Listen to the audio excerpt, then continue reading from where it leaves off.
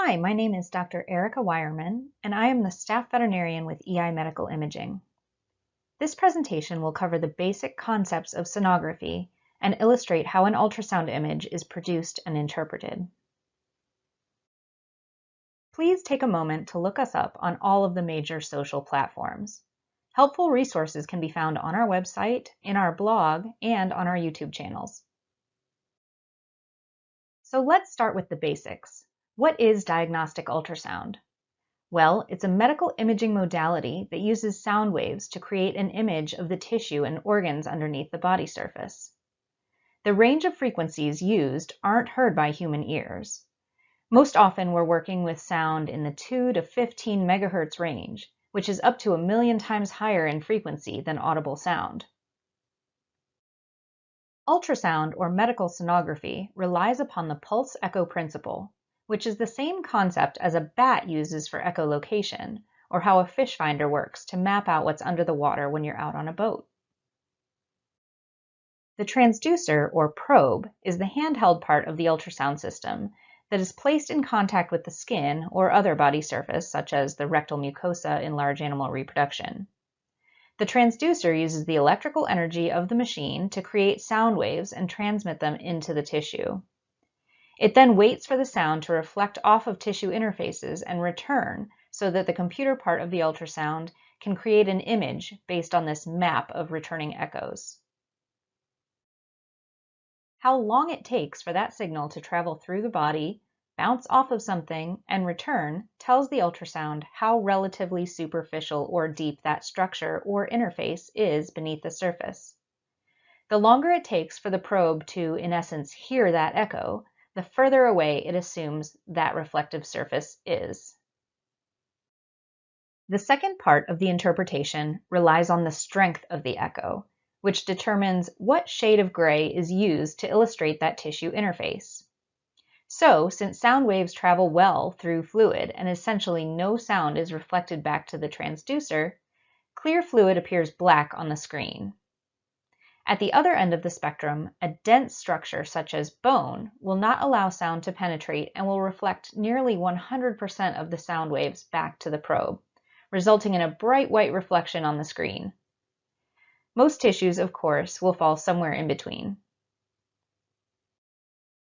The term echogenicity refers to a tissue's ability to reflect or transmit sound waves. A denser or more reflective tissue will appear bright white on ultrasound. This is described as highly echogenic. It's also referred to as hyperechoic when we're comparing it to other structures. So, for example, a splenic nodule may be hyperechoic to the surrounding splenic parenchyma. A less reflective or less dense tissue will appear a darker shade of gray or black, and may be described as poorly echogenic if it's a dark shade of gray, or non-echogenic if it's completely black. The term hypoechoic is used when comparing two different structures. So for example, the urine within the bladder is hypoechoic to the bladder wall, or darker than the bladder wall. Tissues of the same echogenicity are described as isoechoic.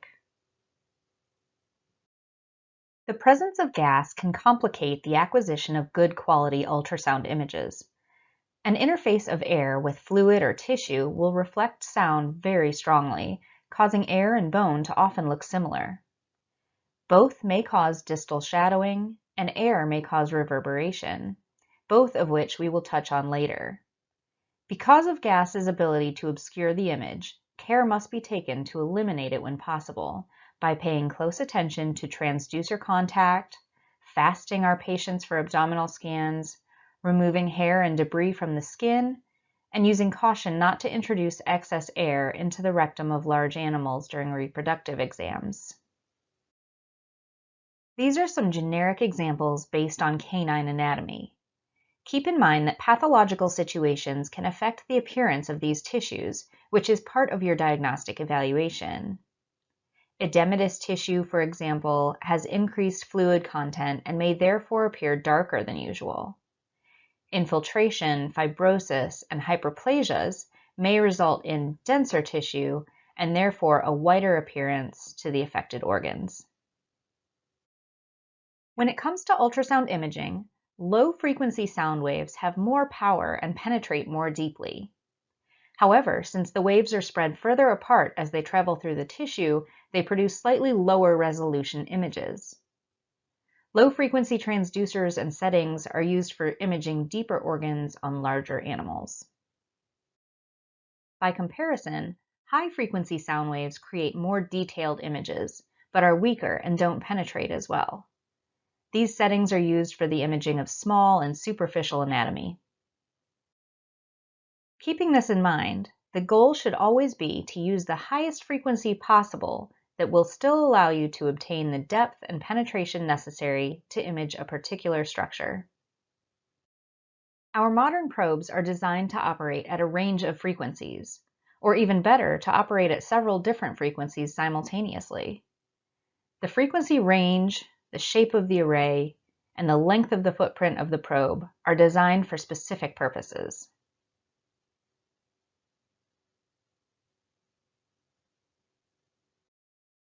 Each of our transducers has 128 elements lined up along the length of the array, and each of those elements, or crystals, is vibrating and creating sound waves. The result is a very thin curtain or plane of sound waves slicing into the tissue below. And as seen here, the resulting image has a shape and a depth that's dependent upon the shape, the frequency, and the operating depth of the transducer. There are a few things to consider when choosing between a probe with a flat or a curved array. Benefits of curved probes include a wider field of view, which covers more area than a linear probe operating at the same depth. They're also a little easier to use with a smaller footprint, a shape that makes contact simple. They're easy to move through the various probe manipulations that we will cover shortly. However, because the sound waves from those 128 crystals fan out as they travel deeper into the tissue, resolution can suffer and measurements can be slightly less accurate. In both large and small animal applications, linear probes tend to be used for more superficial exams of muscle, tendon, ligament, nerves, and reproductive tracts, while curved probes are often used for looking deeper into the body cavities, although that's certainly not a hard and fast rule. The next thing we want to understand is probe and image orientation. On most probes, there will be a marker of some sort.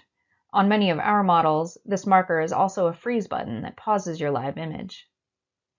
With a transrectal probe, the cranial tip, or the end opposite of the cable, can be thought of as the marker. The other end of this equation is a marker noted somewhere on the screen. Matching the marker on the probe to the marker on the screen will help you orient yourself. By convention, the marker should typically be pointed cranially, dorsally, or to the patient's right, depending upon the orientation of the image and the area that's being scanned. Ultrasound images are usually oriented like radiographs, with the patient's head to the left on the screen. When viewing the image, the top of the screen corresponds to the surface of the probe, and these first few centimeters are referred to as the near field. Deeper structures are seen closer to the bottom of the screen, and that area is referred to as the far field. Here we see that the probe marker corresponds to the redundant markers on the screen, and the near and far fields are labeled.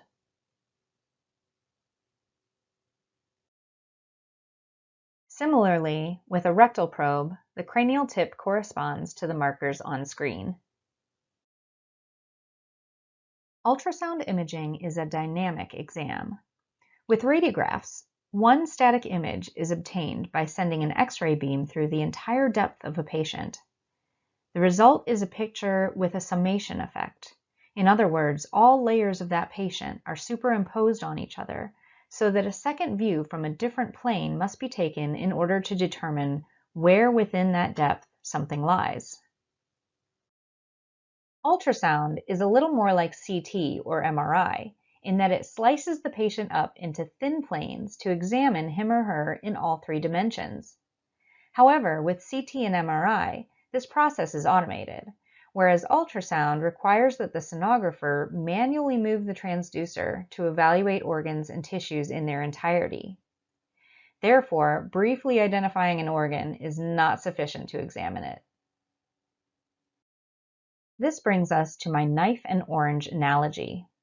We know that if we slice through an orange across the middle, the cut surface looks a bit like a bicycle wheel with spokes and rims. However, if we cut it from stem to navel, the cut surface has a bilobed appearance. The long axis of the transducer can be thought of in much the same way, with that very thin curtain of sound waves exiting the array and slicing through the tissue below. In the example on the right, this linear rectal probe is slicing through a little fetus substitute in two different planes, a transverse plane through the middle of the trunk and a frontal plane from one side of the rib cage to the other. The concept is the same with a curved array, such as the one on this microconvex style probe, when examining discrete structures or organs like this kidney, which we see in sagittal section on the left and in transverse section on the right. In the illustration of the imaging field, you see how the transducer is oriented over the organ. Beneath that, you'll see the illustrated cut section of the organ, and aside those, you see the corresponding ultrasound image. These are the three imaging planes that we can use. The transverse plane slices in a short axis orientation, and the sagittal and frontal planes in a long axis orientation. The sagittal view slices from dorsal to ventral or vice versa in the long axis, resulting in an image that looks like a side-on view, as seen here.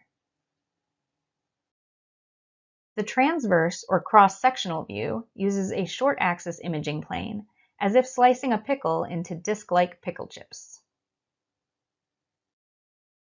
The frontal plane is specifically used in fetal evaluations, but is generally less important in non-reproductive applications. It's relatively useless in examining anything that isn't bilaterally symmetrical. While the sagittal plane slices from dorsal to ventral or vice versa, the frontal plane slices from side to side in the long axis. Both of these long axis views would be pickle slices as opposed to the transverse plane's pickle chips. Since we're only seeing a 2D image of a 3D structure at any given time, we need to manually explore that third dimension, which brings us to probe handling. There are 4 main movements that can be used to evaluate that last dimension, and they make up the acronym PART. Pressure is simply the downward pressure that's placed on the transducer to make adequate contact with the skin or scanning surface. Alignment involves sliding the probe along the body surface without changing its angle or orientation. Rotation is just as it sounds and is done by leaving the array in contact with the body surface and simply rotating the probe in different directions. Tilt is made up of 2 parts. Fanning tilts the probe from side to side along its array, and rocking tilts the probe from end to end along its array. When preparing our patient for an ultrasound exam, one of our main goals is to facilitate good contact with minimal interference. To do this, we can clip the hair away, clean and wet the skin, evacuate manure from the rectum in transrectal applications, and apply plenty of acoustic gel or lubricant. For fish or other aquatic species, submerging the transducer head and the area to be examined is an excellent alternative to coupling gel, as the water is a great acoustic medium. When we're ready to start scanning, we first want to select the appropriate transducer based on the frequency range as well as the footprint shape and size for the intended application. If your equipment offers it, selecting an exam type or a preset that's appropriate for the application is helpful as well. We want to select a starting depth based on an estimation, and then adjust that as necessary to keep the area of interest in the middle of the screen. Once that depth is correctly set, then we can adjust the frequency as high as possible to maximize the resolution without losing the needed penetration. If the ultrasound machine has an adjustable focal zone, set it at or just deep to the level of your area of interest.